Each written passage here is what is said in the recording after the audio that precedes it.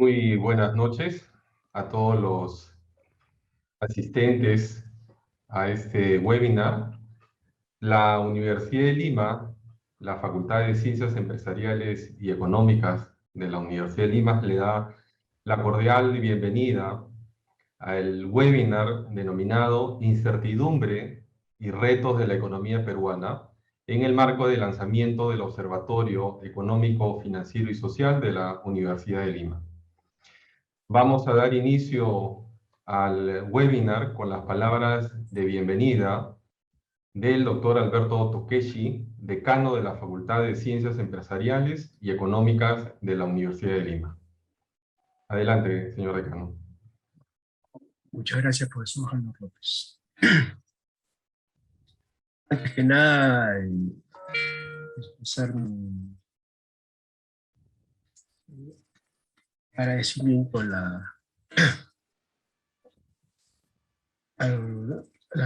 la presentación de los profesores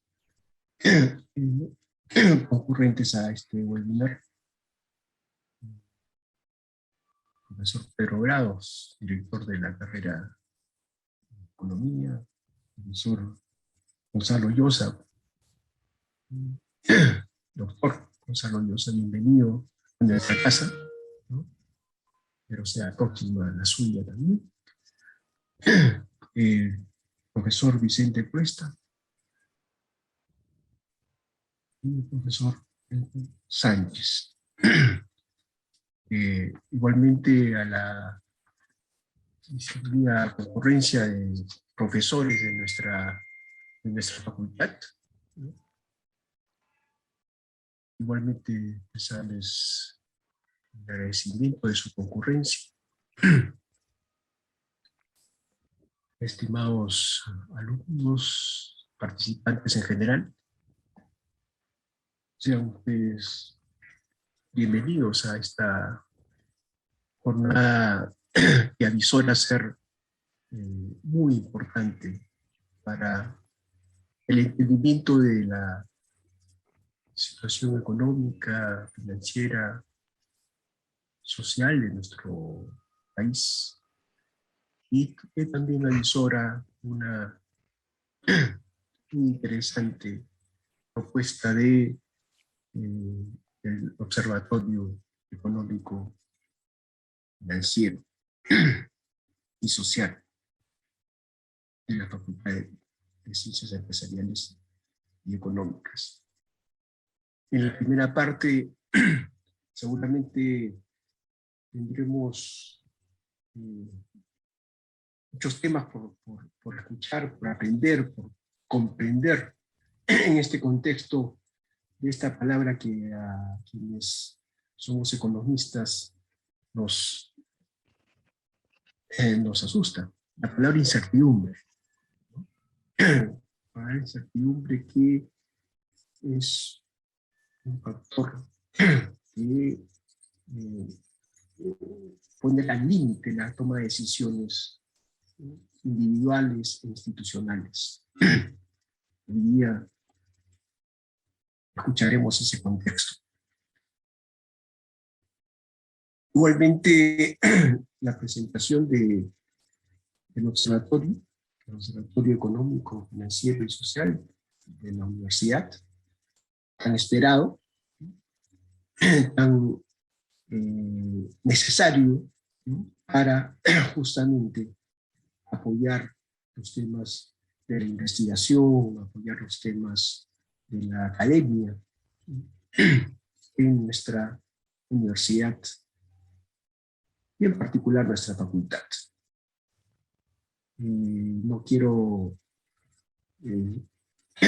extender mi comentario más que reiterar el agradecimiento en nombre de la facultad a toda la concurrencia, esperando sea una jornada muy provechosa en lo académico y también en lo profesional para todos. Termino entonces mi palabra dándole la bienvenida y deseando los mayores éxitos a los profesores que han realizado este evento importante. Profesor Haldor López, le dejo la palabra. Gracias.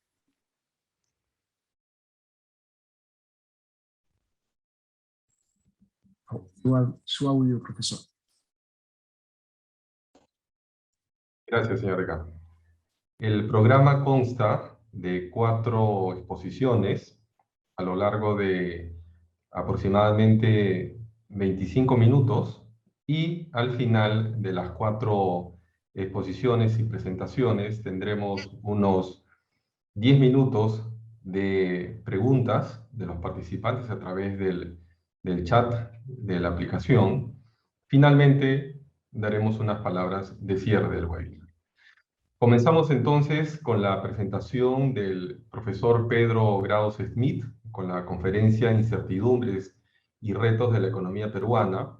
El profesor Pedro Grados Smith es director de la carrera de Economía de la Universidad de Lima, candidato doctor en Gobierno y Gestión Pública por el Instituto de Gobierno y Gestión Pública de la Universidad de San Martín de Porres. Realizó estudios doctorales en Administración y Dirección de Empresas en la Universidad Politécnica de Cataluña, en España.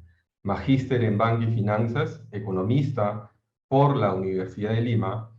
Ha sido presidente de la Corporación Financiera de Desarrollo, COFIDE, vicepresidente de Gestión Patrimonial y Pensiones, gerente general y gerente de inversiones de Profuturo AFP, del grupo Scotiabank, y ex vicepresidente de la Bolsa de Valores de Lima. Actual miembro del directorio del Banco de China en Perú y de Financiera Credinca. Adelante, profesor Pedro Grados. Muchísimas gracias, Alberto, por tu introducción. Muchísimas gracias, Haldor, por la presentación. Es para mí realmente un honor y además me genera muchísimo entusiasmo estar en esta presentación de este observatorio que ya será comentado por el doctor Vicente Tuestas más adelante. Me toca una presentación de 20 minutos aproximadamente con respecto al entorno mundial, regional y Perú. Y de eso se trata. Uno de los objetivos del observatorio es mantenernos permanentemente enterados de lo que ocurre en el mundo, en la región y en el país. Hoy día el mundo es realmente una aldea global, está interconectado y por lo tanto tenemos que saber lo que ocurre en el mundo y cómo aquello que ocurre en el mundo nos afecta. Ya no solo desde una perspectiva financiera, un incremento de las tasas de interés a nivel internacional, desde una perspectiva comercial, cómo van el precio de los commodities, este año va bien, ya tenemos una presentación sobre el particular, sino también desde una perspectiva de cómo vive el resto del mundo, hacia dónde va en ideas, en concepción del mundo, en filosofía, la manera de vivir y si ésta se contagia o no. Y el observatorio va a tener muchas bases de datos y va a estar permanentemente interconectado con las mismas y actualizando la coyuntura y también analizando temas de estructura.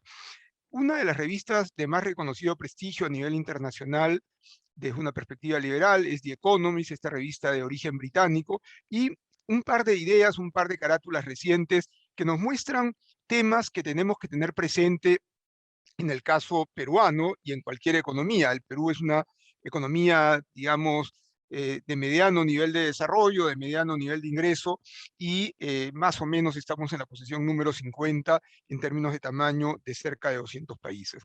Pues el mundo hoy día ha visto rebrotar un enfoque proteccionista, esto tanto en los Estados Unidos como a través del Brexit, de la salida de la Unión Europea de Gran Bretaña. Son temas que preocupan. Las dos naciones que más propugnaron, incentivaron el libre comercio que en el caso nuestro ha generado resultados interesantes.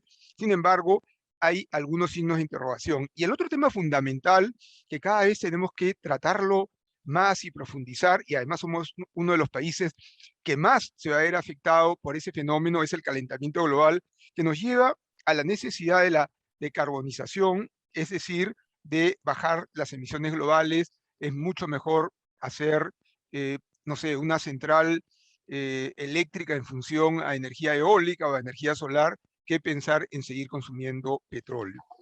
Y el otro tema interesante es cuál va a ser la visión del mundo, ¿no? Hace algunos años se hablaba del fin de la historia, este sociólogo norteamericano, que analiza ese concepto del fin de la historia, consideraba que la democracia formal y la economía de mercado era como el fin de la historia. Sin embargo, China es algo que necesitamos analizar, porque si bien ha asumido un esquema pragmático desde la perspectiva democrática, y esto desde la Revolución Cultural a fines de los 70, cuando el presidente de China, post-Mao, dijo no importa de qué color sea el gato mientras se coma el ratón, no importa qué haga mientras que logre que mejore la economía y la calidad de vida en China. Desde que lo hicieron, China ha cambiado significativamente y vamos a ver algunas cifras. Sin embargo, mantienen un dogma. China no es una democracia formal, China está controlada por el Partido Comunista, pero un Partido Comunista muy especial, porque es un Partido Comunista del cual son miembros los principales millonarios de China, y vaya si son millonarios. Entonces, esas dos ideas tengámoslas presentes. Hoy día es una aldea global, tenemos que saber lo que pasa en el mundo, cómo el mundo nos afecta, desde una perspectiva estrictamente económica, un conjunto de variables, y si bien no vamos a analizar mucho las ideas, también en otras conferencias más adelante conversaremos sobre ideas y sobre modelos económicos y sociales. Bien, vamos de lleno a la presentación. ¿Qué es lo que ha ocurrido en los últimos años, en las últimas 2 décadas? Han habido 2 grandes crisis, una crisis producto del problema inmobiliario en los Estados Unidos, la crisis del 2008, la peor crisis desde la Gran Depresión, la segunda peor crisis, yo diría, en los últimos 100 años, y la crisis no esperada, totalmente inesperada, valga la redundancia, del COVID, que generó una caída significativa, pero ha generado también una recuperación importante, incluyendo el caso peruano, donde en términos de producto ya estamos por encima del 2019, no así en otras variables importantes como el empleo. En esa recuperación, China tiene un rol importante, y ya no es la China que crecía a 10 o 12% como a principios de este siglo. Es una China con algunos problemas todavía del coronavirus, cuarentenas esporádicas, cortes de energía, la crisis reciente del sector inmobiliario, y tiene que enfrentar vulnerabilidades, más allá de si va a asumir o no una democracia formal. En algún momento del tiempo hay pocos países que están controlados por partidos comunistas, 4 o 5 en el mundo: Cuba, Corea del Norte, China, Vietnam, no hay muchos más, y sin embargo todos ellos, o la mayoría de ellos, en términos de tamaño, China y Vietnam han adoptado economías de mercado. Corea del Norte y Cuba son historias distintas. Entonces es muy importante ver cómo manejan su economía. Es una economía de mercado, vamos a ver algunas variables en un momento, pero no tan de mercado como debería ser, y con un control férreo por parte del Partido Comunista, ¿no? Es importante tratar en un primer momento esta idea de si es compatible o no la economía de mercado con la libertad como concepto en general, con la democracia formal.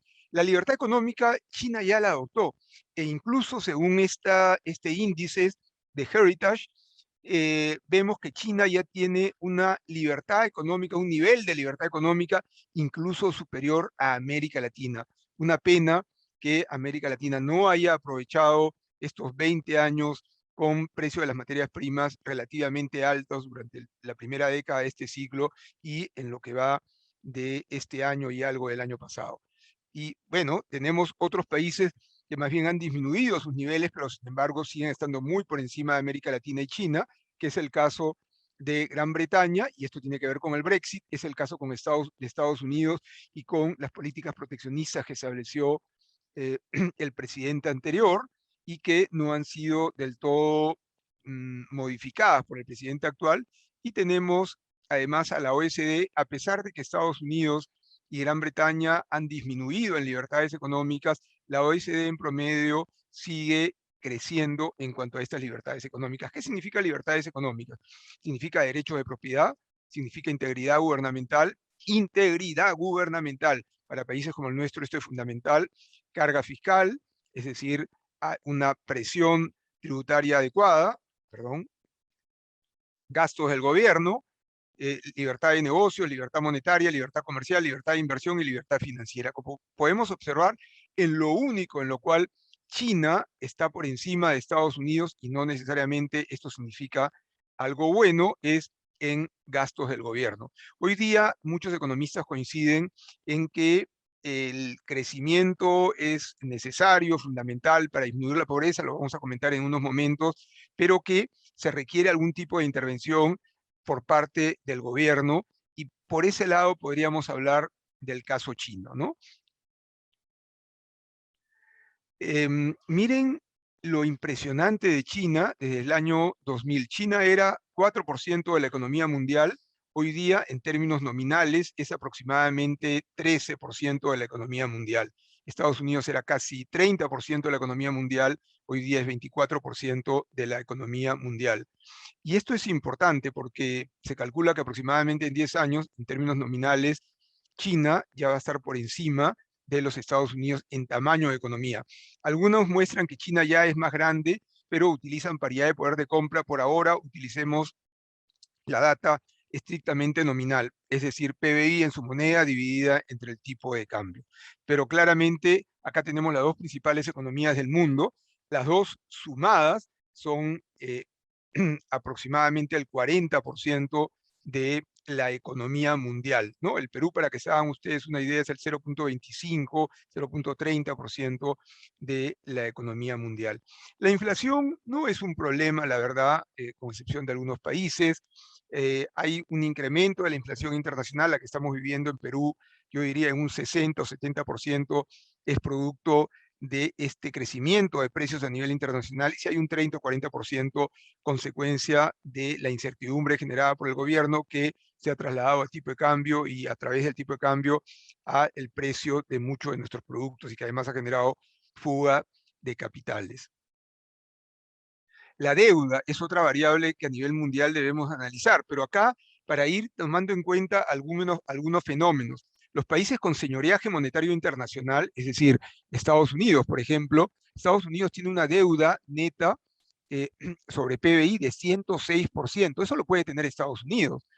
No lo podríamos tener nosotros. Las economías avanzadas en promedio están más o menos en 85%, 90%, digamos, pero tienen señoreaje monetario. ¿Qué significa señoreaje monetario? Que su moneda es aceptada a nivel internacional y por lo tanto pueden manejar su deuda de otra forma. Los países emergentes o de mediano nivel de desarrollo no tienen señoreaje monetario. Nuestras monedas no son aceptadas ni como activo de reserva ni de manera transaccional a nivel internacional, y por lo tanto nuestro nivel de endeudamiento sobre PBI debe ser menor. Es interesante ver el caso de Taiwán, que no depende, la verdad, del financiamiento externo. El comercio internacional, ya lo dijimos, hay tensiones, guerras comerciales, se calcula que esto generó un 0.75 menos de crecimiento en el 2019, libre comercio ha perdido fuerza, veamos qué ocurre en los siguientes años. Recuerden que nuestro modelo exitoso se basa en una apertura de los países en acuerdos de libre comercio, etc. Ya lo decía Gossi Okonjo Iweala, no sé cómo se pronuncia, la verdad, la directora del Acuerdo de Libre Comercio Internacional de la Organización Mundial de Comercio.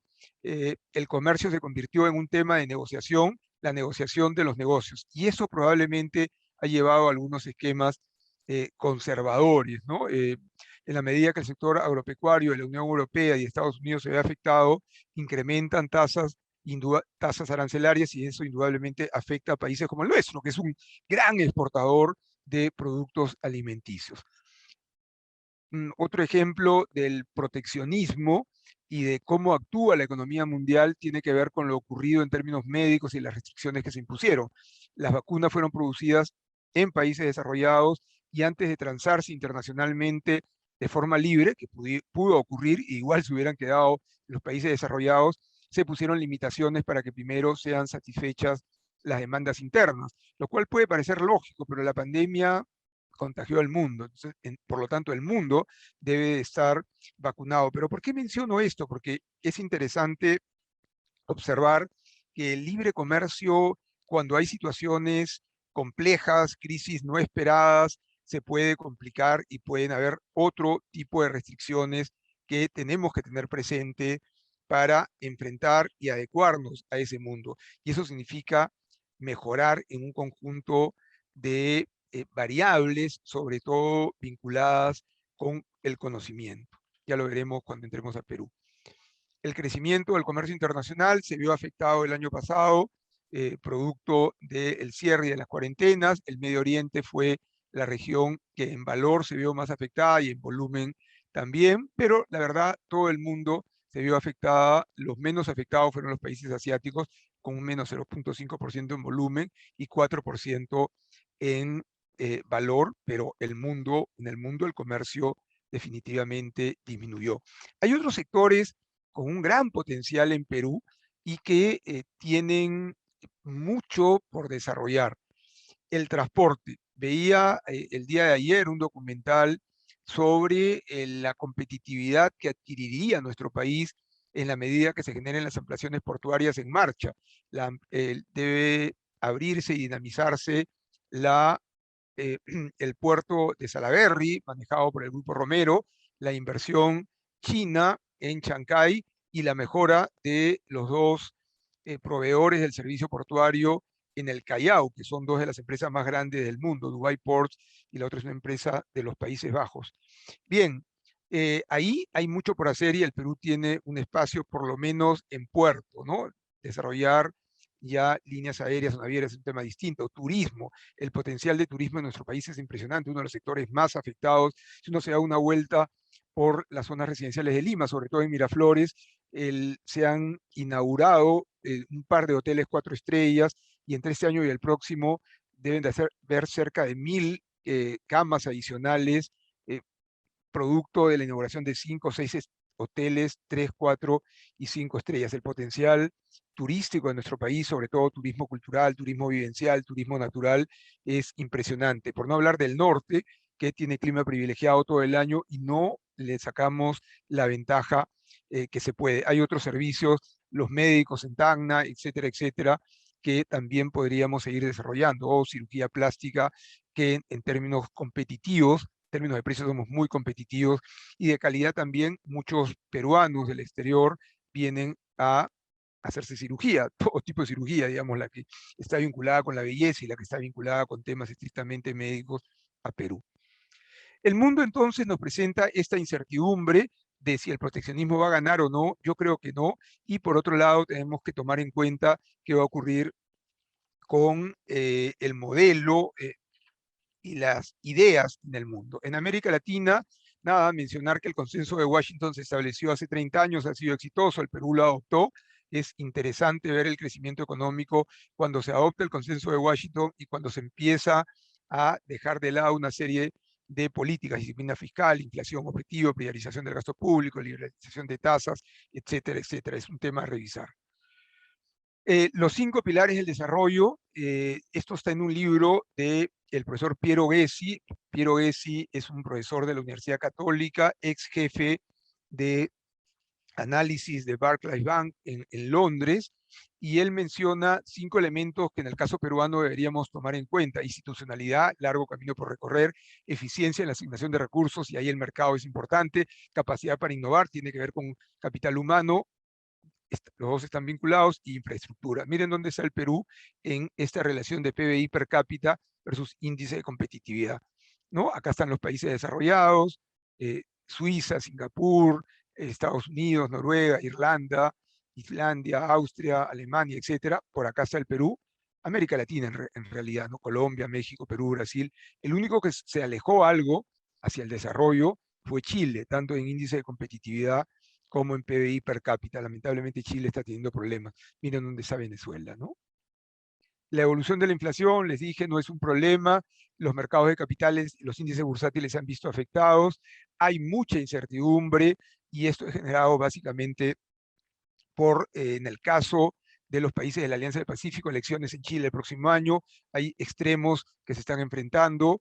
El Perú la vivimos todos los días, yo diría mucha incapacidad por parte del gobierno actual de manejar la incertidumbre y de dar señales claras de qué es lo que se quiere hacer. Colombia también hay elecciones el próximo año y en México tenemos un gobierno también particular y no necesariamente pro mercado.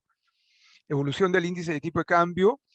Esto nos muestra claramente la incertidumbre que se ha dado en Perú.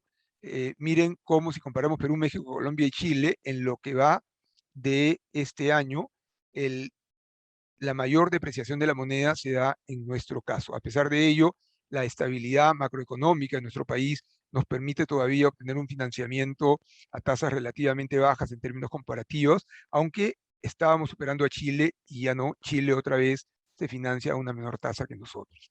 Si vamos ya directamente al Perú, quiero poner énfasis en los 5 minutos que me quedan en este cuadro y después pasaremos a algunas cifras rápidamente. Miren, en lo único que hemos mejorado entre el 2006 y el 2019, mejorado de forma significativa, es en la estabilidad macroeconómica. Y eso es lo que no podemos perder, porque esta estabilidad macroeconómica es necesaria para avanzar en las otras variables. Sin estabilidad macroeconómica es difícil pensar en mejora de infraestructura, es difícil pensar en dinamismo en los negocios, es difícil pensar en eficiencia del mercado. Hay otros indicadores que también presentamos mejora, no suficiente, pero se ha mejorado: infraestructura. Uno viaja al norte, Lima, Tumbes, y ve que ya un 50 o 60% es autopista doble vía por canal de circulación, y hacia el sur uno puede ir hasta Paracas, ya en autopista, también con 2 días de ida y 2 de regreso, y la autopista ya está lista hasta Ica, lo cual va a dinamizar toda la zona sur. Bien, hay mucho que hacer en infraestructura todavía. En instituciones no hemos avanzado, algo mejoramos en el índice, perdón, en el índice de competitividad, pero creo que lo estamos perdiendo. ¿Y en qué hemos disminuido? Innovación. Hemos perdido capacidad de innovar. Nuestros negocios, nuestra actividad de negocios ha perdido dinamismo. En tecnología estamos ahí, igual que en eficiencia de mercado, y hemos retrocedido algo también en educación superior, ¿no? En promedio, indudablemente, la Universidad de Lima ha venido mejorando en el ranking tanto nacional como internacional, pero en promedio el sector se ha visto afectado. Si queremos generar visión de largo plazo y país, necesitamos necesariamente trabajar en estas variables. Rápidamente, algunos indicadores. Sin inversión privada no hay forma de desarrollarnos, no hay forma de un crecimiento importante. La inversión privada desde el 2002 hasta la actualidad es aproximadamente 4 veces la inversión pública. Si invierta lo que se invierta públicamente, no vamos a adquirir el dinamismo que implica si se logra incentivar y promocionar la inversión privada. Creo que hay algunos miembros del gobierno actual que no necesariamente lo han comprendido, o por factores ideológicos o por desconocimiento económico. El otro factor importante, si queremos una sociedad estable, tenemos que disminuir la pobreza. Para disminuir la pobreza, tenemos que crecer. Según muchos estudios econométricos, la principal variable que disminuye la pobreza es el crecimiento de la economía. Lo dice Sachs en su libro sobre la pobreza, lo dicen también economistas como ¿Por qué fracasan los países?, este libro generado por Acemoglu y Robinson, y muchos otros. ¿Pero es suficiente el crecimiento? No, no es suficiente el crecimiento. De ahí se requiere la intervención del Estado para mejorar el coeficiente Gini, y en la medida que tengamos un Estado eficiente que genere, digamos, una especie de piso social, que logremos eliminar la pobreza y que se generen oportunidades para todos, y eso tiene que ver con educación y salud, habrá que mantener el crecimiento, pero poner énfasis en esas actividades donde el Estado tiene que contribuir para esta disminución de la pobreza. Es una visión, no todos tienen que conseguir con ella. A pesar de que la pobreza ha disminuido en el Perú a cerca de 20% al 2019, sin embargo, acá tenemos la cifra, el 2020 subió a cerca de 30%, ahora debemos estar en 27, 28, hay un segmento que se llama pobre vulnerable. Dentro de esta pobre, digamos, no eres pobre, pero eres muy vulnerable ante cualquier shock, te vuelves pobre, y eso es lo que ha ocurrido. Parte de este 34%, eh, digamos, de vulnerabilidad monetaria, se ha convertido en pobre. Si medimos la pobreza de forma monetaria, hay muchas formas de medir la pobreza, ¿no? La inflación preocupa algo, sí. Sin embargo, claramente el Banco Central hace su rol. Acá lo importante es el manejo de las expectativas.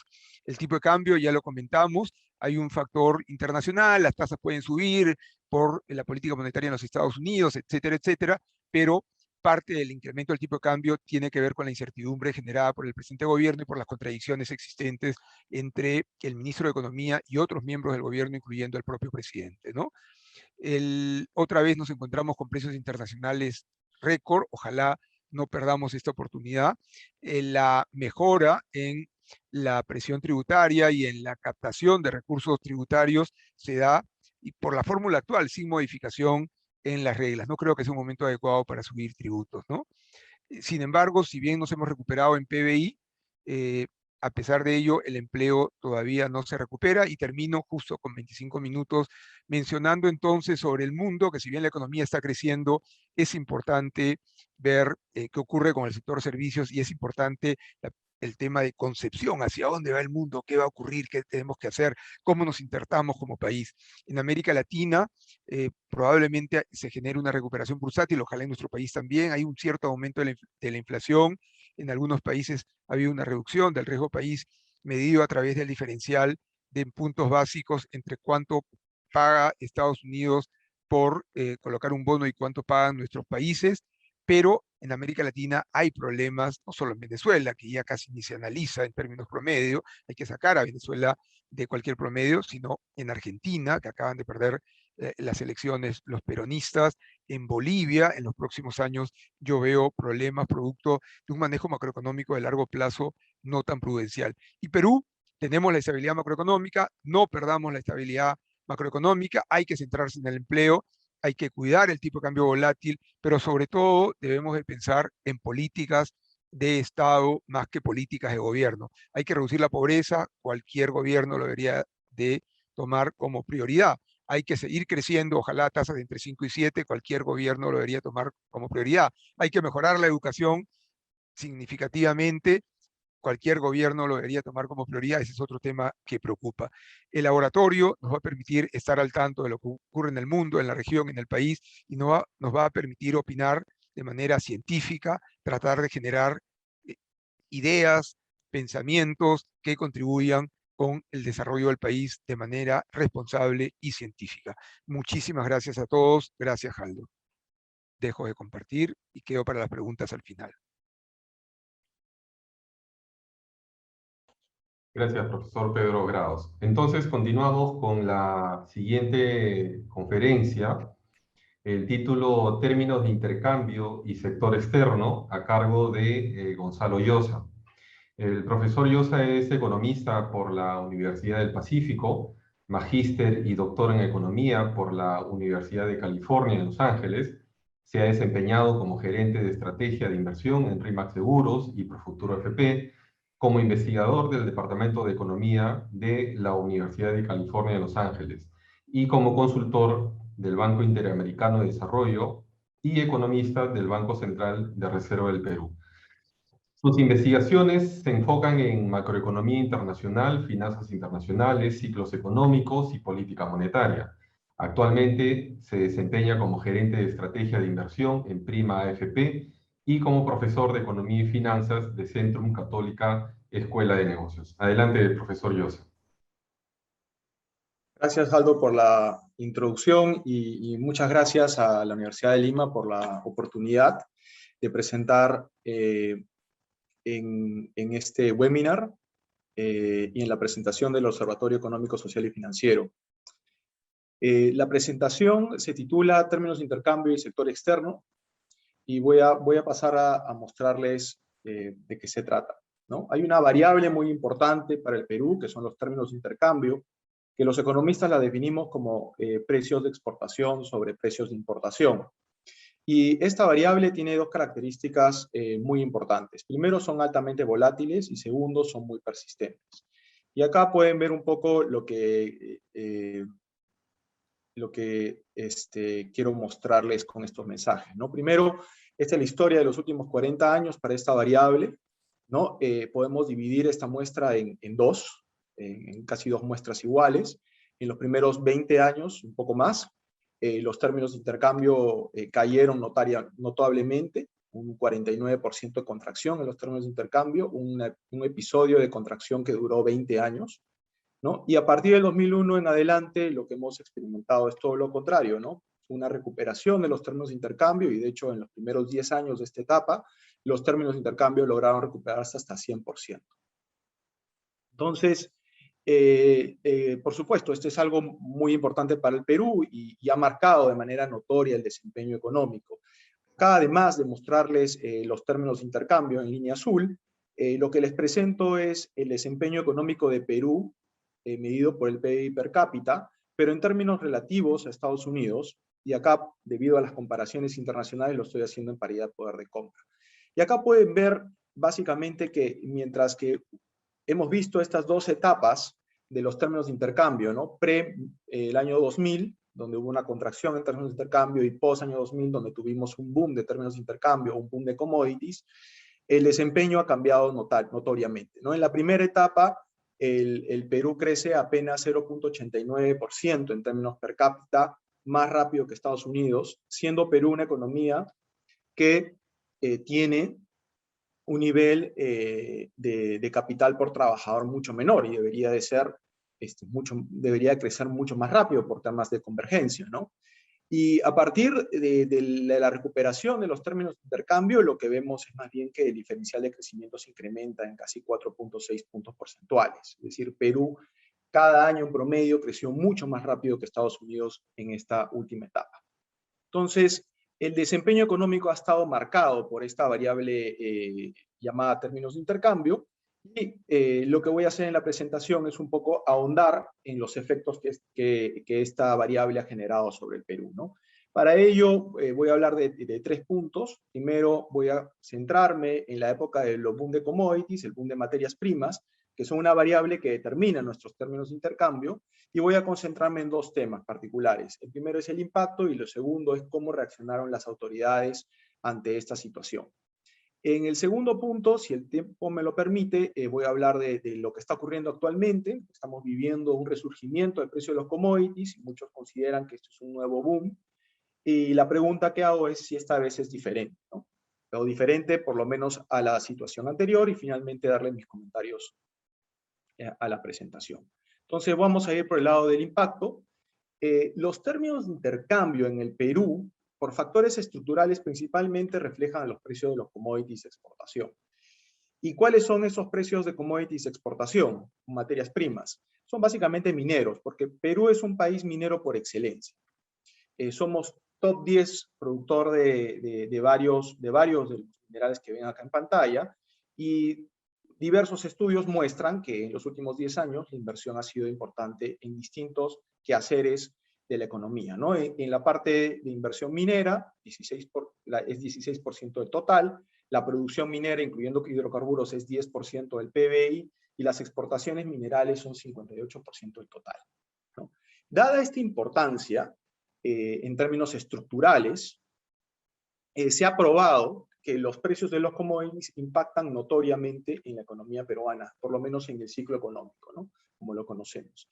Hay varios trabajos, y acá cito unos 3, que muestran que estadísticamente un cambio en los términos de intercambio, en el precio de los commodities, tiene un efecto en el crecimiento, ¿no? Y vamos a ahondar un poco en ese impacto.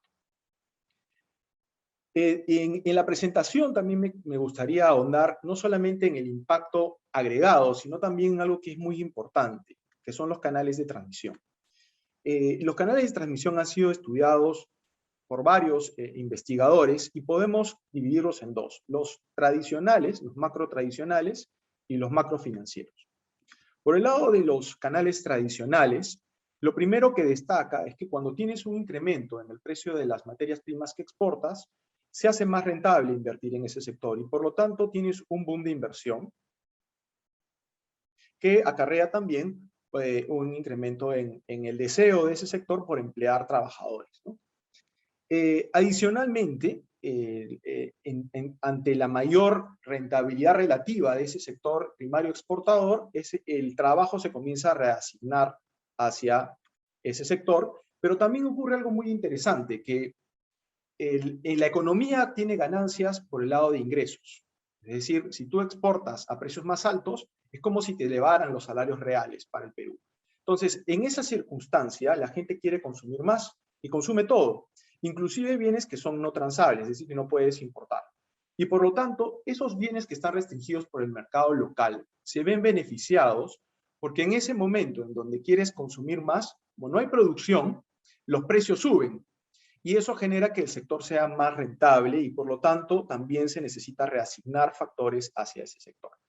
Adicionalmente, estos eventos positivos, ¿no? Cuando hay un aumento de términos de intercambio, generan mejoras en las exportaciones netas y apreciaciones en el tipo de cambio real. Esos son los canales de transmisión tradicionales. Pero también es importante resaltar algunos canales de transmisión macrofinancieros, y la literatura ha estado comenzando a enfatizar estos últimos en los últimos años. En particular, lo que ocurre es cuando tienes estos choques de términos de intercambio positivos, este boom de commodities, la percepción de riesgo que existe con respecto a la economía baja. Y eso lo que genera es un relajamiento de las condiciones o las restricciones financieras y la consecuente expansión de la demanda. Voy a ahondar un poco en estos canales en los siguientes slides.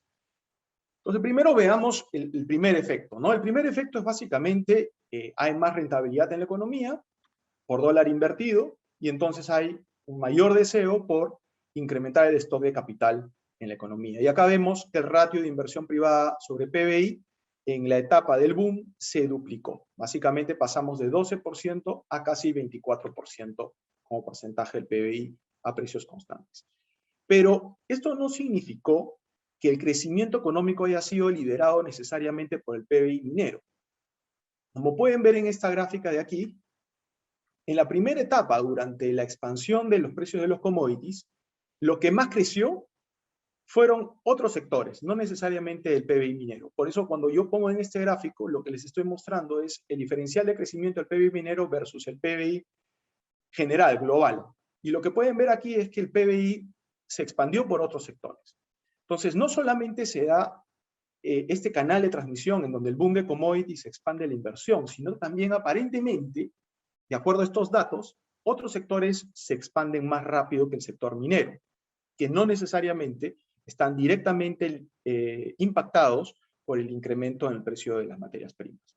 Y acá lo ven más gráficamente, ¿no? Porque en el gráfico de la izquierda les puedo mostrar que otros sectores se expandieron más rápido que el minero, ¿no? Destaca, por ejemplo, el sector construcción,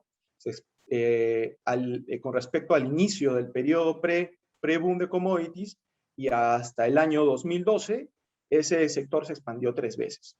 El sector manufactura no primaria se expandió 2 veces, se duplicó en términos de PBI. Y el sector minero no lo hizo. El sector minero se expandió, pero no fue tanto. Más bien fue después, a partir de la entrada en funcionamiento, en operación, de los grandes proyectos de mineros, en que la producción minera se duplica. Y el mismo efecto lo vemos a nivel de empleo, ¿no? El empleo para la manufactura se expandió en 30%, para el sector comercio y servicios se expandió en 60%. Sectores que no están directamente vinculados, que no reciben directamente los beneficios de esta mayor rentabilidad, crecieron más rápido que el sector minero. Y la razón de ello es que existen muchas interdependencias sectoriales. En la etapa de inversión de un proyecto minero, no solamente se emplean bienes importados, sino también se emplean bienes de otros sectores. Y eso dinamiza muy rápido la economía. Debido al tamaño de este incremento en los precios de los commodities durante la primera etapa la primera década del 2000, el efecto fue muy importante, ¿no? Y estos sectores se dinamizan porque emplean, pagan más salarios, se incrementa la demanda y se genera un círculo virtuoso que impacta de manera positiva a todos los sectores de la economía. Algo que también es importante resaltar, además de estos canales reales, son los canales financieros y de crédito, que jugaron un rol fundamental. Acá pueden verlo claramente como el spread, es decir, el exceso de retorno que se le exige a los bonos globales emitidos por Perú en dólares con respecto a el rendimiento de un bono en dólares de Estados Unidos, que es considerado país libre de riesgo, se contrajo notoriamente en 400 puntos básicos.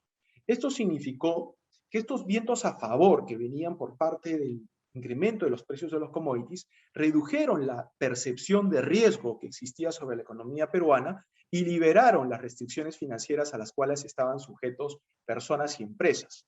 Y es a través de ese proceso que las empresas comienzan a invertir más y amplifican de ese modo el impacto inicial que tuvieron el precio de los commodities sobre la economía, ¿no?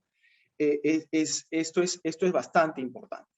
Y también se acelera el crédito sobre PBI interno. O sea, no solamente es un acceso a mayores capitales del exterior, sino también que se dinamice internamente el crédito al sector privado. Y todo esto, en parte, tiene que ver con una menor percepción de riesgo al tener vientos a favor tan importantes, ¿no? Otro efecto que también es importante y que se canaliza a través de los precios es el efecto de hoja de balance, ¿no? O de apreciación del tipo de cambio, ¿no? Acá vemos que en términos reales nuestra moneda durante el periodo del boom se apreció 30%. Esto es un efecto muy importante por varias situaciones. En primer lugar, las empresas peruanas necesitan insumos importados. Entonces, si ellas son fijadoras de precios en sus propios mercados, pero necesitan insumos importados que ante una apreciación del tipo de cambio, dado que esos insumos importados se fijan en dólares, lo que ocurre es una reducción del costo marginal. Y esta reducción del costo marginal incrementa los márgenes de las empresas, las hace más rentables e incentiva la inversión y la generación de empleo en los mismos. Al mismo tiempo, recordemos que en la primera etapa del año 2000, la economía peruana era muy dolarizada. Cerca del 70% de los créditos estaban en dólares. Por lo tanto, una apreciación del tipo de cambio diluye el costo financiero y también hace más rentables a las empresas. Entonces, se generan una serie de efectos reales y financieros a favor del crecimiento. Y lo segundo a destacar es que no solamente se beneficia el sector minero, nos beneficiamos todos los sectores, a través de los encadenamientos productivos o también a través de efectos financieros como los que les muestro acá en pantalla. Ahora bien, ¿cómo se reaccionó a este efecto?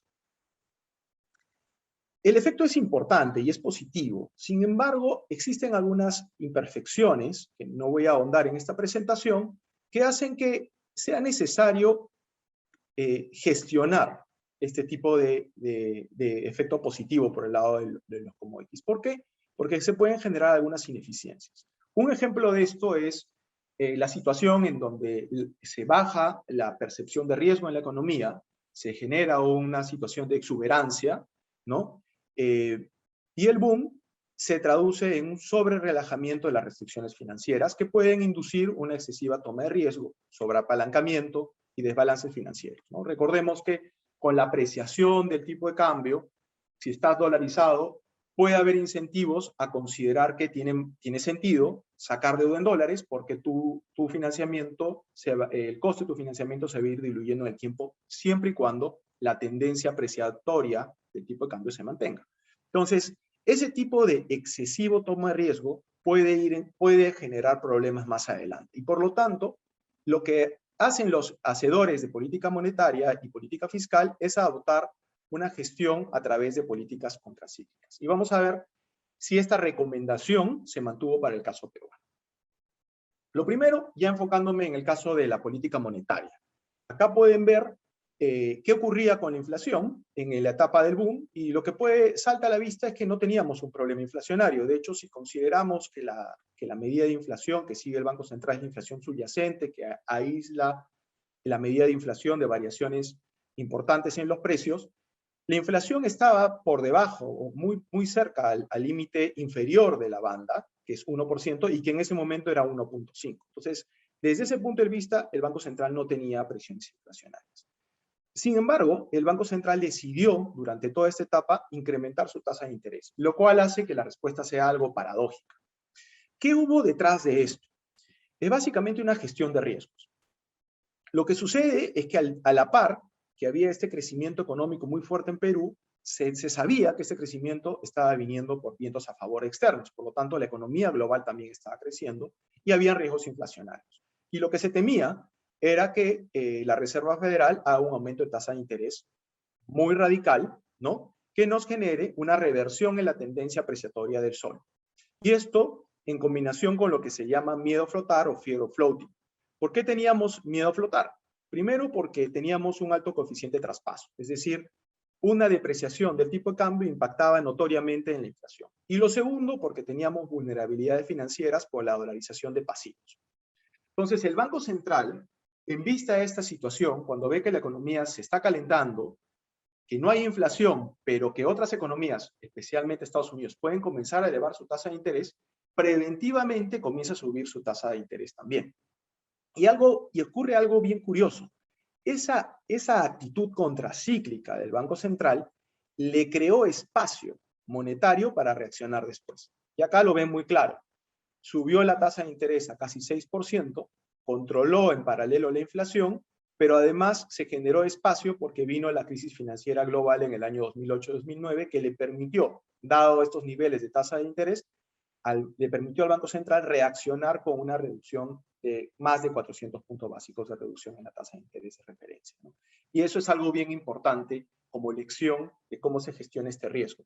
No solamente gestionas para lo que está ocurriendo hoy, sino gestionas para lo que podría ocurrir en vista de que actuar contracíclicamente te va a comprar espacio para poder hacer algo diferente en caso el escenario se torne adverso. Lo mismo ocurrió con las reservas internacionales. Fíjense que aquí Perú pasó de tener 10.000 millones de reservas internacionales en el Banco Central a tener 60.000 millones durante la época del boom, ¿no? ¿Qué aprovechó Perú en esta gestión? Al haber una disminución en la percepción de riesgo para Perú, los flujos de capital comenzaron a entrar agresivamente al Perú, ¿no? Y en lugar de permitir que el tipo de cambio se aprecie y que entren esos flujos de capital, el Banco Central aplicó una política de intervención contracíclica, que lo que implica es que los inversionistas no tenían una ganancia a corto plazo de hacer que la moneda se aprecie fuertemente. Entonces, esto es un desincentivo para los inversionistas de corto plazo que, así como entran, pueden salir cuando la versión global aumenta, ¿no? Y en ese proceso de evitar que el tipo de cambio sufra una caída muy abrupta y mucha volatilidad a la baja, el Banco Central pudo mitigar o neutralizar choques en las cuentas de capitales. Acá lo pueden ver claramente, ¿no? Tú compras reservas internacionales, acumulas reservas a través de las operaciones cambiarias, y de ahí vienen procesos en los cuales hay choques a las cuentas de capitales porque hay una mayor aversión a riesgo. ¿Cuáles fueron? La crisis financiera global, la crisis de deuda europea y el taper tantrum. En todos esos procesos, el Banco Central pudo mitigar los efectos vendiendo dólares, proveyendo la liquidez en dólares en los momentos más necesarios y evitando un problema más adelante, evitando que estos choques a la cuenta de capitales se trasladan al sector real. También reaccionamos de manera contracíclica desde el punto de vista fiscal. En lugar de gastarnos este boom de commodities, lo ahorramos y generamos superávit primarios enormes que permitieron que la deuda pública caiga notoriamente y en el camino ganamos el grado de inversión en el año 2008. Pero algo también bien importante y muy similar a lo que ocurrió con la política monetaria y cambiaria, ¿no? En el proceso generamos espacio fiscal. Generamos espacio fiscal para reaccionar a la crisis financiera global, porque en el momento que nos agarró la crisis financiera global teníamos cerca del 5 al 4% de superávit primario, y además habíamos ya acumulado algunos activos de reserva, y también nos permitió reaccionar a efectos internos, como el niño costero en el año 2006, y más recientemente a la crisis de la COVID de 2019, ¿no? Entonces, tener esa capacidad de gasto requiere ser contracíclico en los momentos de bonanza económica. Y requiere hacerlo principalmente cuando los precios de los commodities están aumentando, porque ese es el momento en que tienes que aprovechar para ampliar tu espacio fiscal. En el camino, esto nos generó algunos efectos estructurales más importantes. Mejoramos el perfil crediticio, como les había dicho, ganamos el grado de inversión, y adicionalmente tuvimos un mejor manejo de la deuda. Hemos reducido como país el riesgo de liquidez. Hoy Perú puede emitir en los mercados internacionales en soles a duraciones, ¿no?, muy amplias, eliminando al mismo tiempo el tema del currency mismatch o hoja de balance, ¿no? Y esto ha tenido efectos muy importantes sobre el desarrollo del mercado de capitales. Hoy no podríamos sacar una hipoteca a 30 años en soles o a 25 años en soles si este proceso no se hubiese logrado. Es decir, estabilidad monetaria, estabilidad de precios, pero del mismo modo una importante estabilidad fiscal. Ahora bien, Ya pasando un poco a este tema del boom actual, quiero básicamente dejarles estos mensajes con respecto a esto. No sé si tengo más, cuánto tiempo tengo, Haldor. ¿Estoy bien? Sí, unos 3, 4 minutos, Gonzalo. Perfecto, Haldor, muchas gracias. Miren, básicamente, como lo mostró Pedro, ha habido un resurgimiento del precio de los commodities que ha sido sorprendente.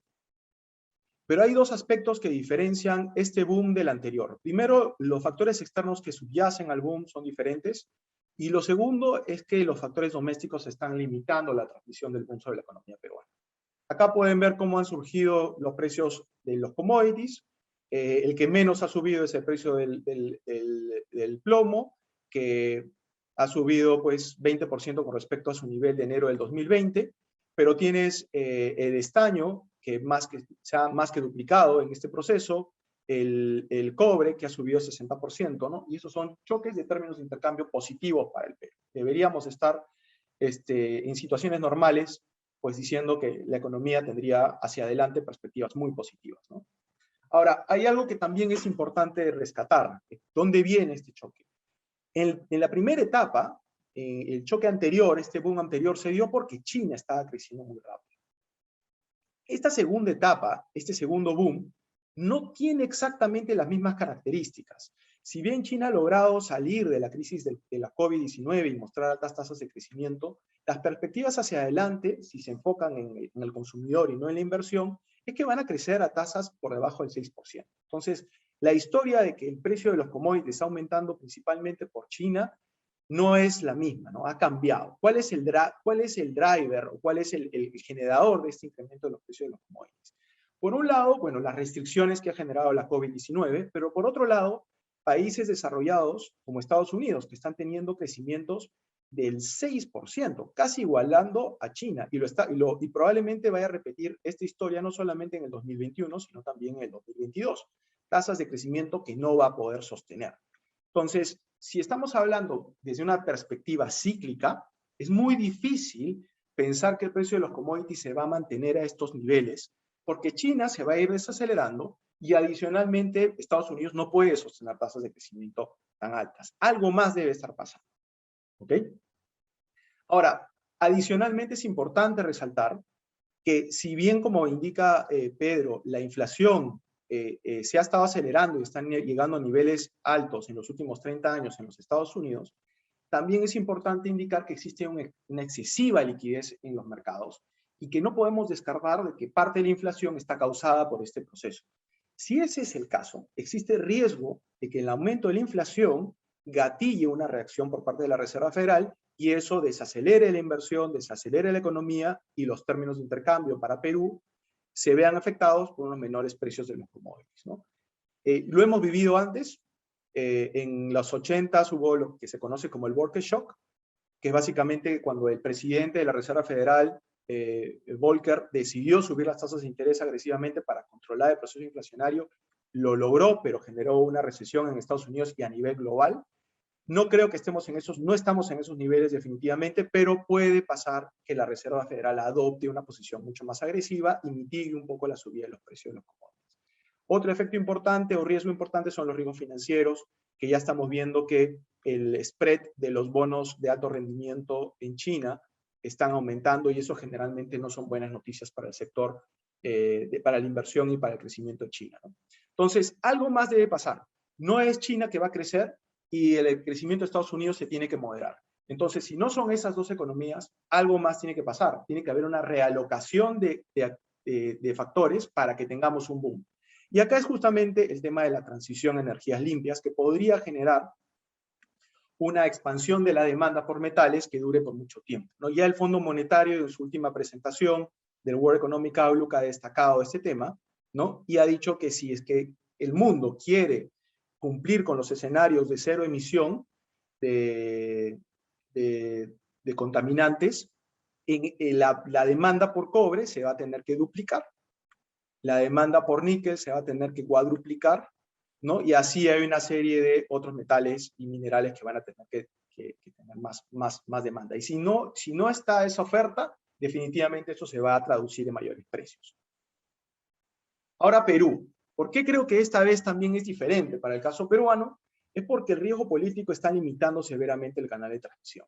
Típicamente, cuando el precio de los commodities ha ido al alza, el tipo de cambio se ha apreciado. Noten que acá el tipo de cambio lo estoy midiendo en escala inversa, ¿no?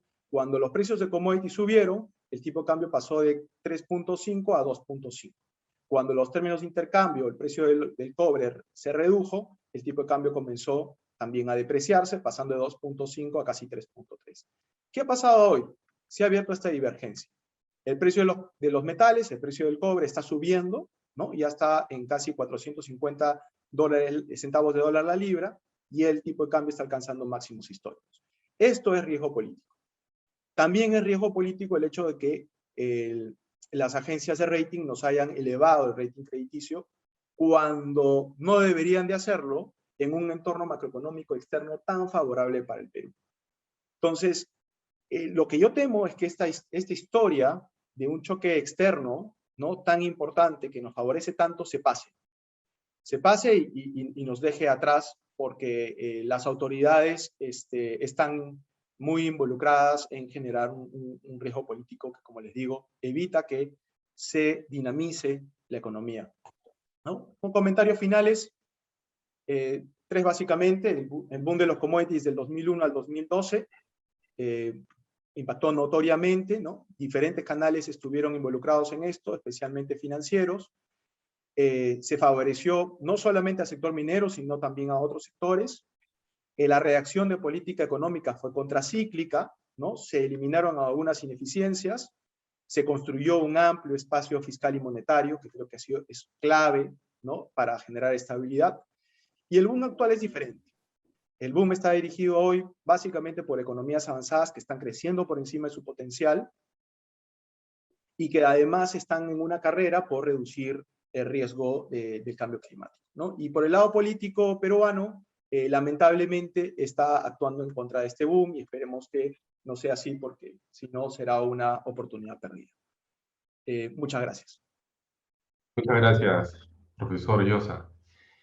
Continuando con la siguiente exposición, tenemos la presentación del Observatorio Económico, Financiero y Social de la Universidad de Lima, a cargo del profesor Vicente Tuesta, director del observatorio.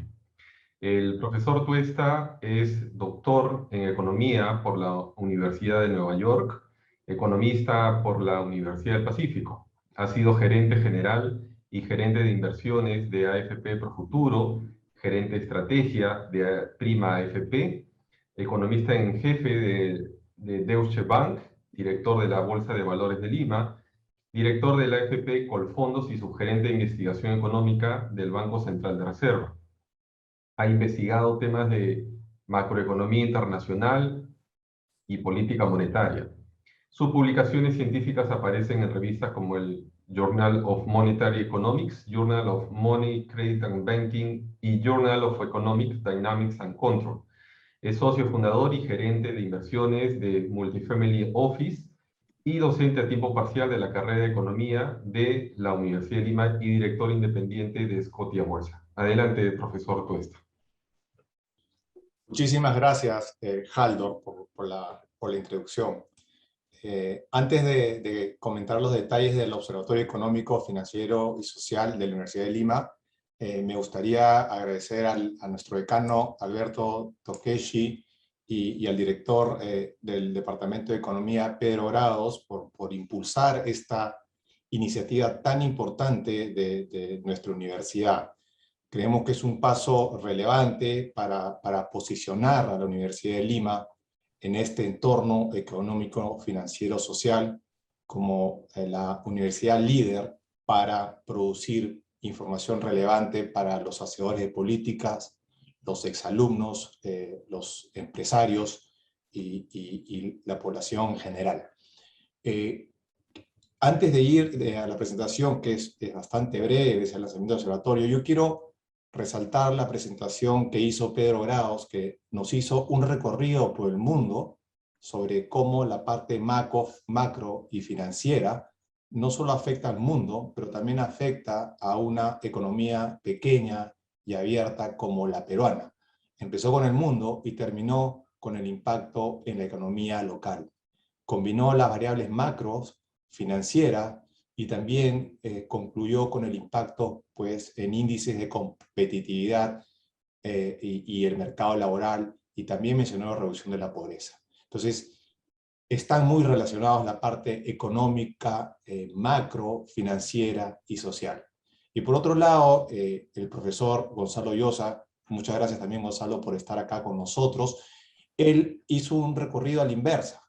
Partió de la parte local, de los términos de intercambio, pero después mostró cómo China, la evolución hacia adelante de China, puede hacer que el impacto de los términos de intercambio en la economía local sea distinta. Entonces partió de lo local, fue a lo internacional, y otra conclusión relevante de esa investigación, de la presentación de Gonzalo, es que los términos de intercambio tienen un canal macro importante, pero también ha tenido un canal financiero, que ha hecho que las condiciones financieras de la economía peruana se relajen, porque hay una menor percepción de crédito, y eso tiene un impacto positivo en el crecimiento económico, tiene un impacto positivo en el acceso al crédito de las personas, tiene un impacto positivo finalmente en la inclusión financiera, y eso es social. Entonces, lo que hemos visto en estas dos presentaciones es importante, es cómo interactúan tanto lo macro, lo financiero, como lo social, y qué importante es estudiar esto desde esa perspectiva para que las decisiones de política, las decisiones empresariales sean tomadas con una mejor información. Y los que pueden proveer de esta mejor información es la academia, la universidad, porque justamente se dedica a eso, tiene menos sesgo y tiene los recursos para hacerlo. Entonces, ahora lo que quiero es mostrarles un poco cómo surge esta iniciativa y por qué creemos que es importante, que va en línea con lo que he mencionado. Primero, si vemos la demanda de la información macrofinanciera social. Vivimos en una era de la información. Hoy día el mundo digital nos provee de exceso de información. Todos los bancos o muchas instituciones tienen estas áreas de data analytics o de big data, que lo que buscan es juntar toda esta información y ver qué se puede hacer con esa información para tomar una mejor decisión empresarial y social. Hay mucha información, cada vez es más compleja esta información. La otra variable que la han mencionado sistemáticamente es la incertidumbre. Dado que esta información es más compleja, hay más incertidumbre respecto a qué es lo que nos dice este pedazo de información. Hay incertidumbre a nivel macro, financiero, información a nivel social. Entonces, en esta era de más información, tener una mejor información, mucho más trabajada, mucho más elaborada, mucho más confiable, y tratada por académicos y las universidades en particular, va a ayudar a tomar mejor decisiones hacia adelante. Pero ¿qué pasa con esta demanda macrofinanciera social, demanda de información? Puede ser muy costosa adquirirla. Los costos pueden ser altos, porque los agentes económicos no necesariamente tienen la maquinaria y el equipo que puede tener una universidad para hacer análisis de esta información, construir esta nueva información y poder publicarla y difundirla sistemáticamente para que realmente sea un elemento de toma de decisiones. Hay límites para organizar e interpretar la información. El agente económico que está de a pie no tiene las herramientas para hacerlo. Y lo que vemos hay una oferta definitivamente de esta información macrofinanciera social. Tenemos proveedores como Apoyo, Macrocónsul, el IPE, Banca Inversión, BCR, algunas universidades públicas y privadas. Pero algunos de estos partícipes, siendo muy buenos, pueden tener algunos conflictos de interés, porque la información que proveen puede ser financiada por terceros. La calidad de información, si bien es cierto, se hace el mejor esfuerzo, la parte académica le da una robustez adicional y puede mejorar esta calidad de información de manera continua. Y lo dije de alguna forma, hay potenciales sesgos en la información porque muchas veces se busca dar una respuesta a la medida para lo que ha sido solicitada la información.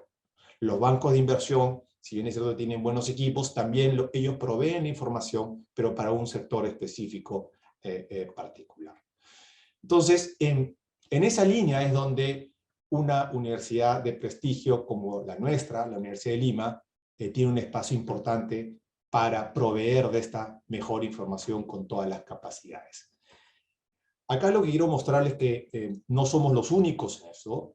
En el mundo, las grandes universidades como MIT, Harvard, UCLA, Oxford, Stanford, tienen diferentes observatorios o think tanks para información particular. Por ejemplo, Stanford tiene un Digital Economy Lab que lo que busca es usar esta información de todos los aplicativos digitales para justamente extraer nuevas métricas que sirvan hacia adelante para la toma de decisiones en este mundo digital.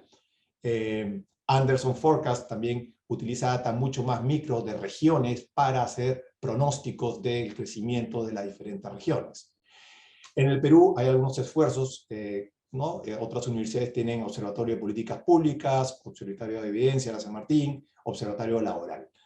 Pero lo que no hemos identificado, y es por eso que esta iniciativa creemos que es una iniciativa muy potente para la academia y para los agentes económicos de la sociedad, es un observatorio que interrelacione la parte macro, financiera y social, y que lo hemos validado con las presentaciones previas de Pedro y Gonzalo, que tienen mucha relación y se pueden construir muchas variables nuevas que pueden servir para la toma de decisiones. Y acá solo quiero dar un ejemplo. Gonzalo comentó la data y desbrozó la data de los términos de intercambio, históricamente. ¿Por qué no construir una data de términos de intercambio en tiempo real, usando los futuros de Bloomberg, por ejemplo?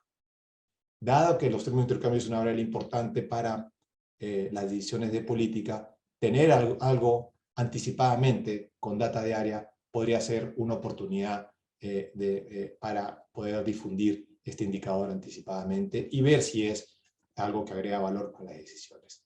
Entonces, dicho todo esto, tenemos una misión, ¿no? La razón de ser del observatorio es contribuir con la investigación, análisis, monitoreo y difusión de conocimiento en temas macro, financieros y sociales para una mejor toma de decisiones de los agentes económicos. Y eso debería traducirse en un mayor bienestar también, porque la identificación de variables claves para las tomas de decisiones, tanto para los asesores de políticas como los empresarios, debería tener un impacto en el bienestar. Y la visión, nosotros queremos ser reconocidos regionalmente, no solo localmente, regionalmente como el observatorio de referencia en proveer esta información e investigación en temas macros, financieros, sociales. Entonces, lo importante es nuestra razón de ser y cómo queremos que nos vean dentro de este foro, de este observatorio de cara a la sociedad, tanto a nivel local como regional.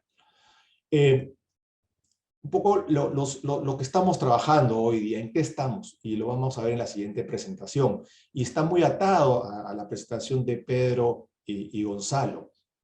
Es un indicador de condiciones financieras para ver cómo están las condiciones financieras en el Perú, si están más laxas o más restrictivas. Hemos empezado con ese indicador, estamos trabajando en algunos nuevos indicadores. Entonces, la secuencia sería trabajar en estos indicadores, esta elaboración de los índices, indicadores, pueden ser experimentos usando el laboratorio también de la Universidad de Lima. Finalmente, ver sistemáticamente si estos indicadores son robustos, presentar los indicadores en conferencias, publicar reportes sobre los indicadores para que la entidad académica y los asesores de política conozcan estos indicadores, difundir los indicadores en medios de comunicación, y finalmente, una vez que tengamos trabajos sistemáticos sobre estos indicadores, se puede expandir la frontera del conocimiento, agregándole un poco más de ciencia a estos indicadores, y esto llevaría a tener publicaciones científicas de cara a un espacio más amplio de difusión, no solo local, sino a nivel global. Entonces, esa es la hoja de ruta que tenemos y los pasos a seguir. Y acá finalmente el equipo, es importante resaltar el equipo, liderando el observatorio es Pedro, quien es el presidente del comité de asesores del observatorio. Es importante tener gente con mucha trayectoria para que nos apoye a nosotros en identificar cuáles son los indicadores que van a tener más impacto, y la idea es que se sumen algunos miembros a este comité de asesores del observatorio. Estoy encargado del observatorio, apoyado de Bruno Bellido, quien es el responsable de Mercado de Capitales, Guillermo Boitano, responsable de investigación, Elmer Sánchez, quien va a hacer la siguiente presentación sobre el índice de condiciones financieras, es responsable de los proyectos, y Leslie Arroyo nos está apoyando con todas las simulaciones y los modelamientos de datos. Y la idea finalmente es que este foro y este observatorio sea un espacio de atracción de talento, de atracción de investigadores y académicos de primer nivel para poder sacar proyectos conjuntos en el Observatorio Macrofinanciero Social de la Universidad de Lima. Muchísimas gracias, y ahora le dejo la palabra a Haldor. Muchas gracias, profesor Tuesta. Cerrando el ciclo de exposiciones, previo a la parte final, que va a ser una breve ronda de preguntas mediante el chat de la aplicación, tenemos la presentación del Índice de Condiciones Financieras del Perú, a cargo del profesor Elmer Sánchez Dávila, miembro del observatorio. El profesor Sánchez Dávila es magíster en Economía y Políticas Públicas por la Universidad de Queensland en Australia y economista por la Universidad de Lima. Actualmente es docente en la Facultad de Ciencias Empresariales y Económicas de la Universidad de Lima e investigador a tiempo parcial del Instituto de Investigación Científica de la Universidad de Lima. Su área de interés es la política económica, la teoría macroeconómica y la economía aplicada. Adelante, profesor Elmer Sánchez. ¿Qué tal? Muy buenas noches con todos. Buenas noches con nuestro decano que nos hizo la introducción, el profesor Alberto Tokeshi. Muchísimas gracias a Pedro, Haldor y los demás docentes que hoy día me acompañan, y sobre todo muchísimas gracias a todas las personas que están conectadas. Vicente, no sé si me podrías dejar de compartir para yo compartir en la presentación. Ok, muchísimas gracias.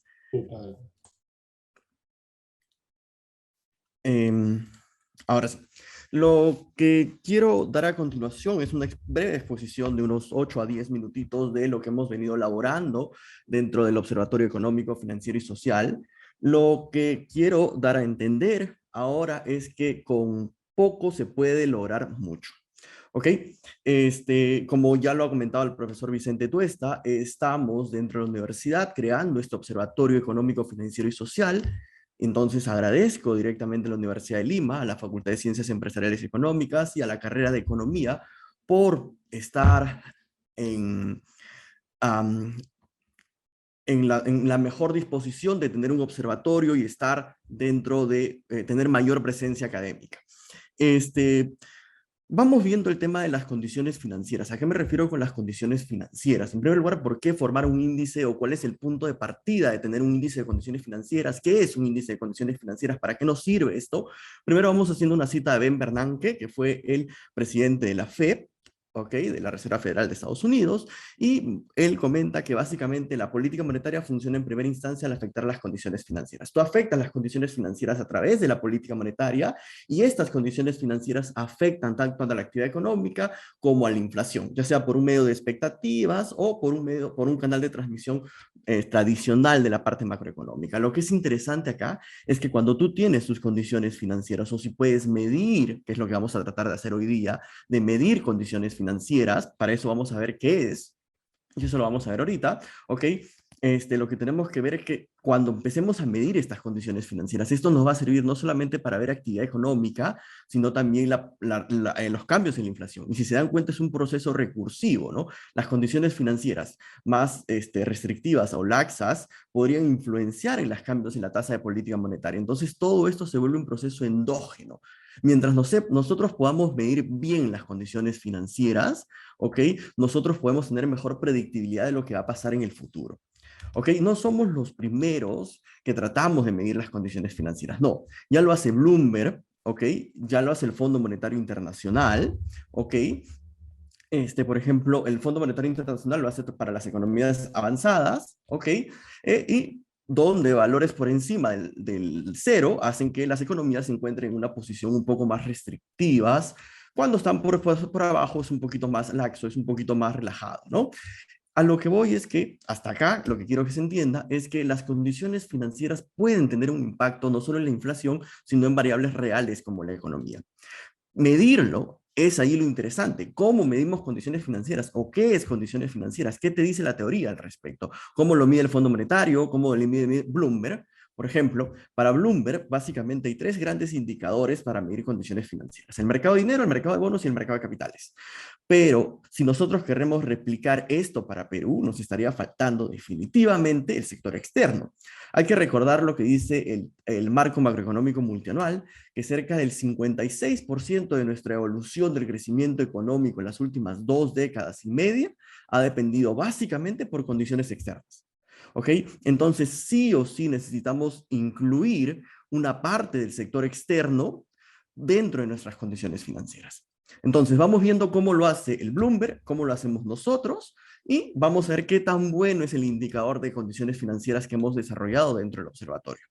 Como ya les había dicho, el Financial Condition Watch del Bloomberg toma tres grandes indicadores: mercado de dinero, mercado de bonos, mercado de bursátiles. Para nosotros, nuestro mercado de dinero es básicamente nuestra política monetaria, que se podría entender como traspaso o tasas de spreads. El mercado de bonos toma tanto la parte pública como la parte privada. El mercado de capitales toma los índices de la bolsa de valores, el monto negociado y la capitalización bursátil.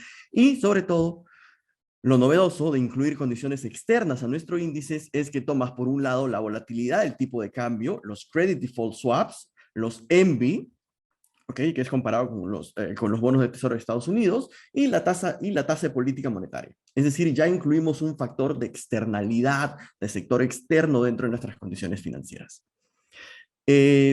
Vamos viendo cómo nosotros desarrollamos nuestro indicador de condiciones financieras. Es algo bastante sencillo, por eso les decía al inicio que a veces lo más sencillo puede darnos algo muy bueno. Hacemos una estandarización Z, donde agarramos la variable y lo restamos con respecto al promedio de los últimos 12 meses sobre su desviación estándar. Es una estandarización Z que podemos aprender en estadística por ahí. ¿Ok? Pero hacemos un promedio móvil, ¿no? De ejemplo práctico es, por ejemplo, si yo estoy agarrando enero del 2012, lo estoy comparando con los últimos 12 meses hasta enero del 2011. Si agarro febrero del 2012, lo comparo con hasta febrero del 2011. Y así sucesivamente.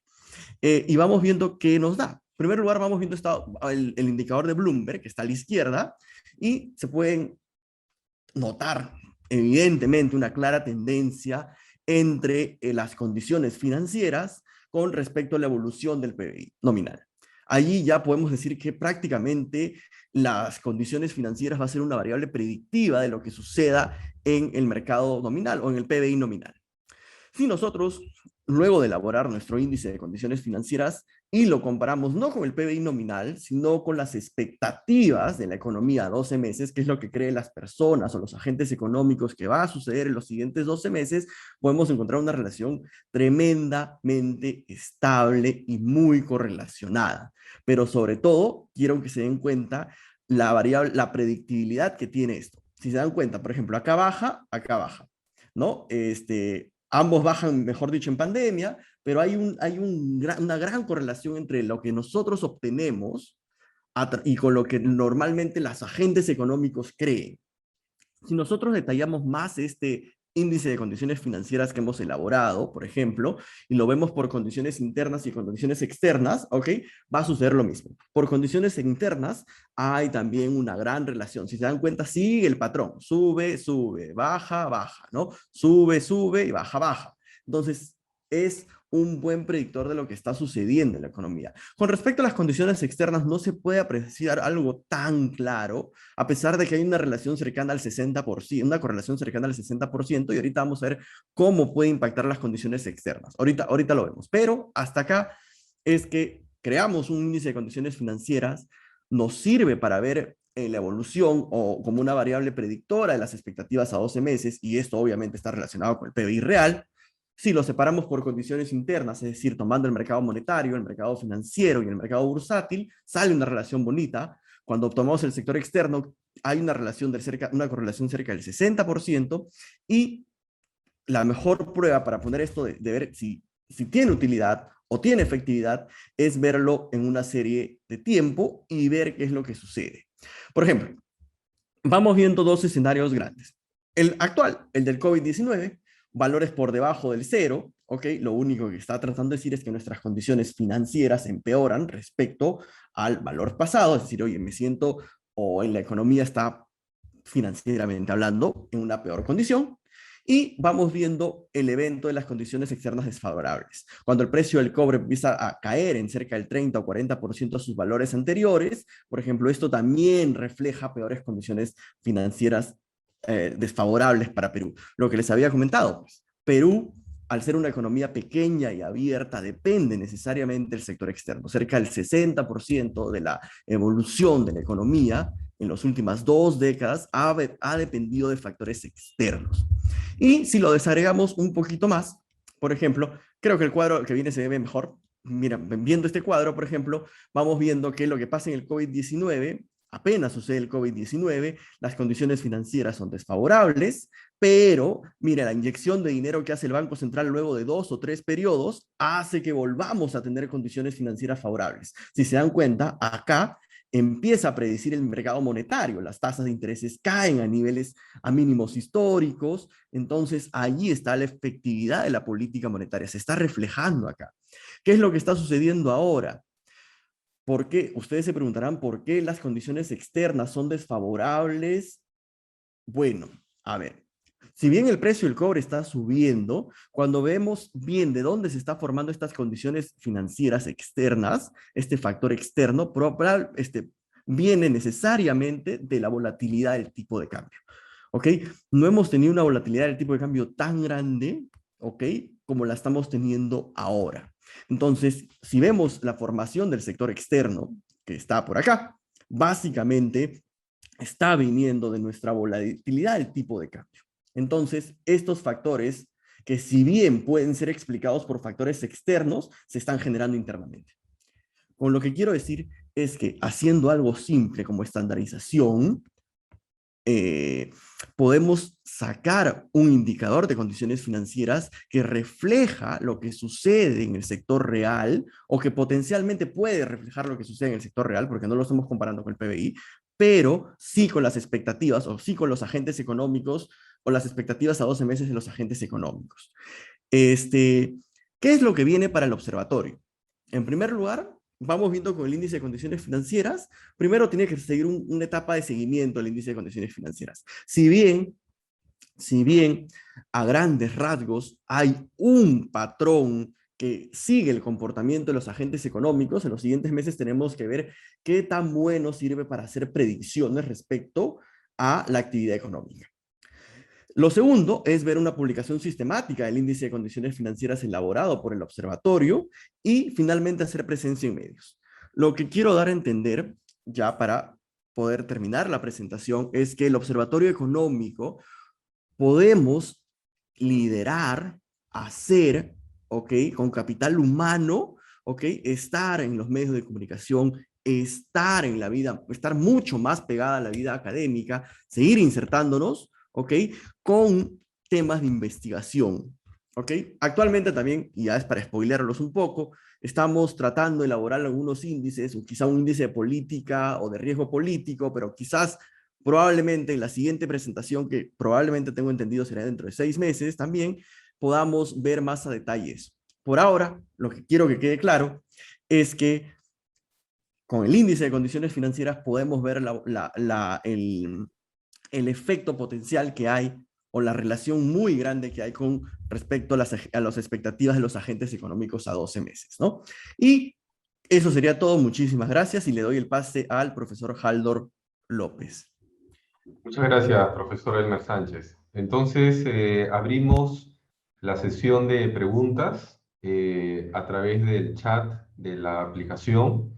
Los expositores están atentos a a sus consultas por espacio de unos 5 minutos aproximadamente, y después de ello pasamos al cierre del evento.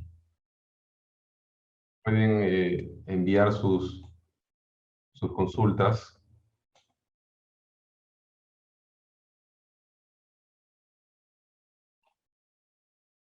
al chat de la aplicación. Haldor, si me permites, aparentemente, ¿a dónde podría encontrar el PPT? Vamos a colgarlos, Haldor, nosotros y lo hacemos público. Sí, Vamos a poner todo, no hay ningún problema.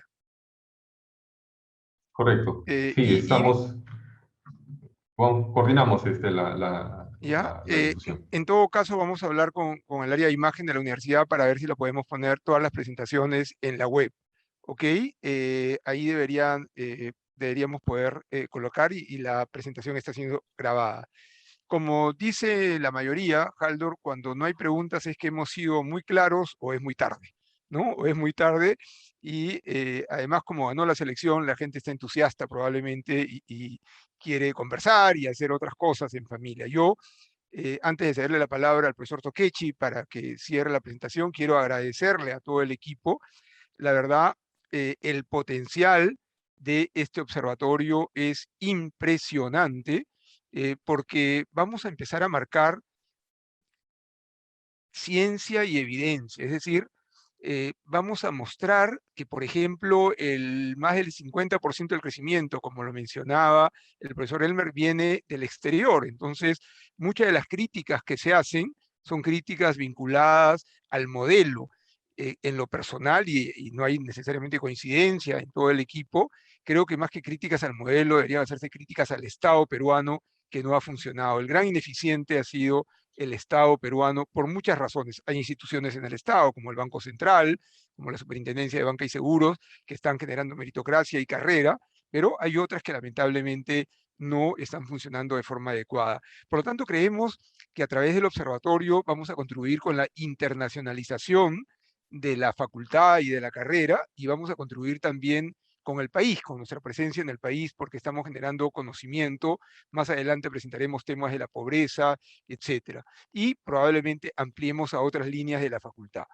Finalmente, decirles que los dos grandes proyectos de la facultad vienen por buen camino, tanto la revista, que el próximo año lanzamos en julio o agosto, el primer número de la revista Desafíos, que tiene que ver con el mundo empresarial y económico, y el objetivo es indizarla en 4 o 5 años a nivel de Scopus, y con el observatorio seguiremos. Entonces, gracias a todo el equipo, gracias a las cerca de 600 personas que en algún momento han estado presentes. Vamos a ver y vamos a ver dónde colocamos, probablemente la página web de la universidad. Y nada, de mi parte, gracias Haldor y gracias a todo el equipo. Profesor, sí, ¿tiene Elmer algún comentario? Sí, quiero responder algunas cuantas preguntitas que van de frente para el índice de condiciones financieras. No sé si me permites, Haldor. Sí, por supuesto, por A supuesto. ver, Jimena Micaela. Quería saber cuál es la fórmula que había presentado ahora. Ok. La fórmula para hallar el índice de condiciones financieras es una estandarización, donde pones el valor actual menos la media, menos el promedio de los últimos 12 meses, sobre la desviación estándar de los últimos 12 meses.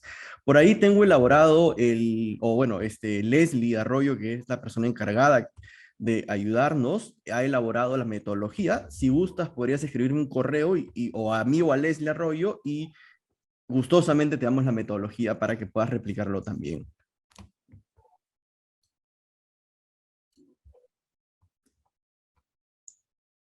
Veo algunas preguntas adicionales. Están en el chat de Q y A. De repente pueden dar un comentario general a todas las consultas de tal manera que se puedan responder varias, ¿no? Bueno, si desean rápidamente algunas, ¿está el Perú afectado por la crisis de la cadena de suministro global? Sí, estamos afectados. Recuerden que la economía peruana es abierta y esto ha generado, es parte es uno de los factores que ha contribuido con la inflación a nivel internacional. Después,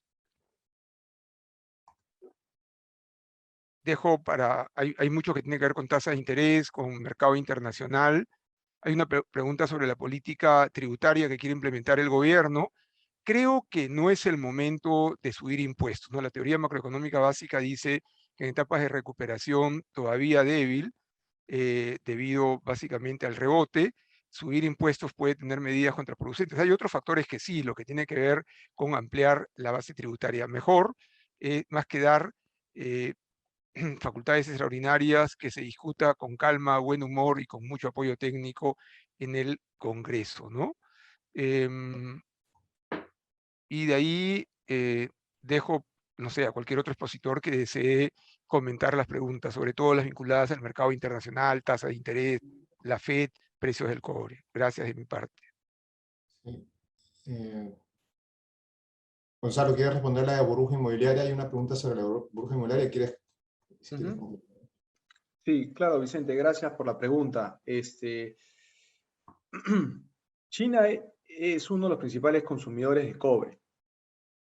Consume casi el 40% de la demanda. Si China tiene una desaceleración importante, la demanda por cobre va a caer, y esto nos afectaría directamente a través de los términos de intercambio, ¿no? Menor recaudación por el lado de regalías mineras, etcétera. Un tipo de cambio que no bajaría, más bien tendría presiones al alza, y un menor deseo por parte de los inversionistas de largo plazo para invertir en el sector minero, ¿no? Debido a esta mayor percepción de riesgo en la inversión en dicho sector. Entonces sí es algo que preocupa, y es algo que hay que seguir monitoreando, y algo que dije en una pregunta anterior es que algo que alivia un poco este tema es que el último prestamista de estas empresas inmobiliarias es el propio Estado chino, porque el gobierno chino es el dueño de los bancos, de los principales bancos en China. Entonces, es un interés, los intereses están alineados de alguna manera por no dejar caer este sector, pero también es importante que, si bien actúa dando este seguro implícito, al mismo tiempo el gobierno chino brinde un proceso de ajuste para que estos sectores no vuelvan a repetir el mismo problema más adelante, ¿no? De sobreapalancamiento. Bueno, no sé, profesor Vicente, ¿tú estás algún comentario final antes del cierre?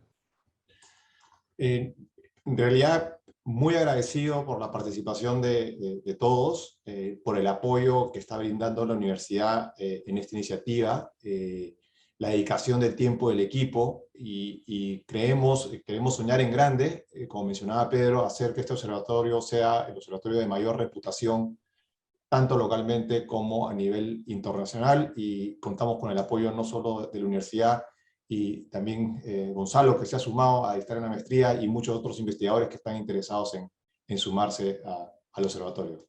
Muchas gracias, Haldor. Señor decano, por favor, para las palabras de cierre al webinar. Sí, gracias, Haldor López.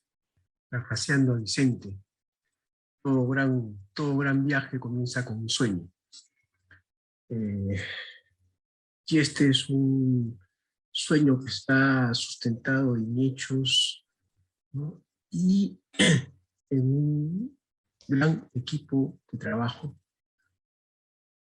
Además, parte de este sueño es vincular el trabajo ya de décadas del laboratorio de mercado de capitales, ¿no? Dentro de esta gran ruta de producir información especializada, fomentar la investigación y el trabajo académico, ¿no? de nuestros chicos, de los jóvenes estudiantes.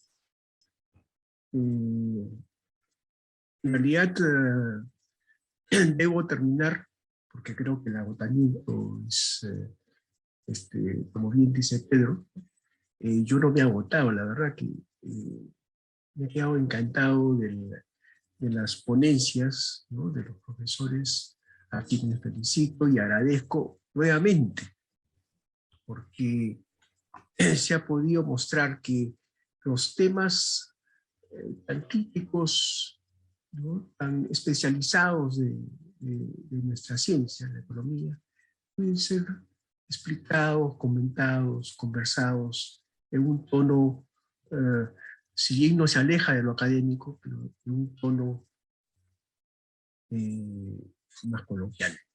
Y eso se los agradezco porque el esfuerzo mostrado por todos los expositores es significativo. Tanto así, ¿no?, que la participación ¿no?, de los colegas y los alumnos ha sido significativa a lo largo de toda la jornada del webinar. Le pongo en la cancha, parafraseando el tema deportivo, le pongo en la cancha al profesor Vicente Tuesta, profesor Pedro Grados, este enorme reto que significa poner al servicio de la universidad, poner al servicio de los profesores, poner al servicio de los estudiantes, poner al servicio de las autoridades de la universidad. Esto es un tema que lo hemos conversado también con el profesor Pedro Grados, ¿no?, poner al servicio de las autoridades de la universidad también instrumentos para la toma de decisiones. Como siempre, en el caso de la universidad, decisiones eficientes, ¿no?,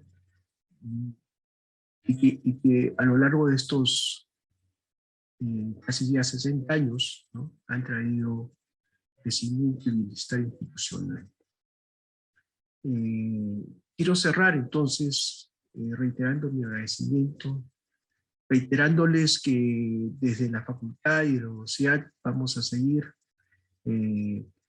apostando por este enorme esfuerzo y gran proyecto que creo solo va a traer elementos positivos para nuestra institución en los diferentes ámbitos que corresponde a la institución, a la facultad y a la carrera. Entonces, termino con estas palabras agradeciéndoles a todos, los ponentes, profesores que nos han acompañado durante la jornada y por supuesto a quienes va todo esto, que es a los estudiantes, ¿no? Conversábamos el otro día con el equipo de directores de la facultad que todo este esfuerzo, todo el esfuerzo de quienes asumimos responsabilidad en la facultad, todo este esfuerzo está dirigido a apoyar a los estudiantes, hacerlos más competitivos, hacerlos mejores, a crearles instrumentos que puedan generarle a ellos una mayor competitividad dentro de un mercado tan selecto como es el de los buenos profesionales y economistas en particular. Va para ustedes, jóvenes. Aprovechenlo, por favor, ¿no? Pregunten, ¿no?, sean acuciosos, ¿no?, que los profesores estamos para ello, para dar respuestas y darles una dirección a su ejercicio. Quedo entonces para cerrar la jornada estupenda y solo me queda decirles buenas noches y para terminar con una pequeña sonrisa, ¿no? El triunfo de nuestra selección ha ayudado enormemente, nos ha dado la tranquilidad de poder escuchar las ponencias hoy presentadas. Buenas noches y siempre, como termino, cuídense mucho todos, por favor. Cuídense mucho. Gracias. Buenas noches.